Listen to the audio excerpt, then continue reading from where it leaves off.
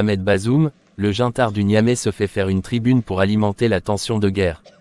Bonjour chers abonnés. Depuis hier, le 4 août, nous avons tous vu une publication dans le Washington News au nom du président déchu Mohamed Bazoum. Nous y avions tous cru, n'est-ce pas? Eh bien, il s'agit d'une tribune que le gouvernement français a mandaté l'agence de communication française Image 7. Cette agence, créée par Anne Moreau, est réputée par ses services de torpille et de désinformation.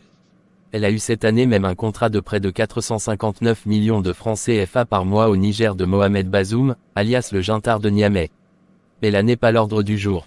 Le gouvernement français derrière lequel se cache l'OTAN a mandaté cette agence pour créer cette tribune afin de s'ouvrir une porte pour entrer en guerre sous l'image de la CEDEAO. Leur technique est la même.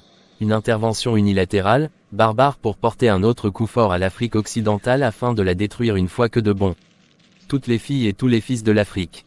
Tous les humains épris de liberté sont priés de porter une main forte à non seulement le Niger, mais aussi à l'Afrique occidentale qui est dans sa percée pour l'acquisition de son indépendance.